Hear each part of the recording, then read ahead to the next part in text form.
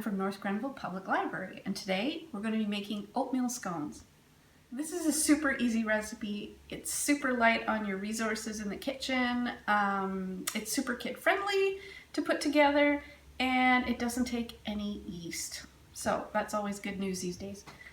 Now we're preheating the oven to 425 degrees, and now we're going to combine our ingredients. The recipe will be linked at the end, so don't worry too much about the amounts. So here we go. I've got 2 cups of oatmeal and 1.5 cups of flour here. And to that we're going to add 4 teaspoons of baking powder, half a teaspoon of salt, and a quarter cup of sugar. And mix our dry ingredients. Next we'll make a little well in the middle, and we're going to add 1 egg. Go. And 1/3 cup of milk. And 1/2 cup melted butter, melted shortening, olive oil, whatever you've got in your kitchen. And combine.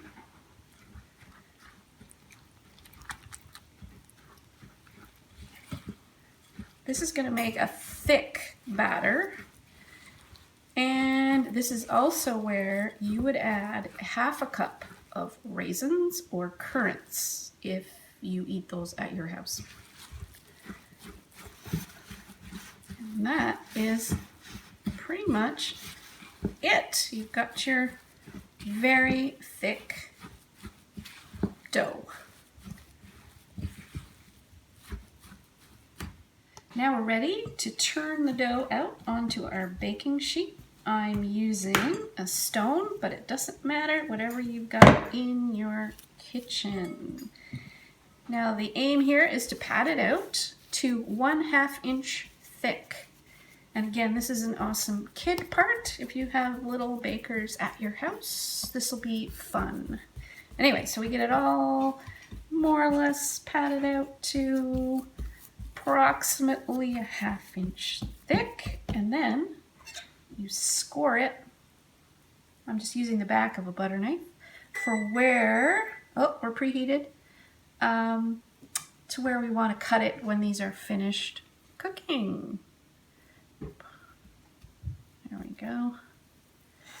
One more maybe down here. All right, and it's ready to go in the oven.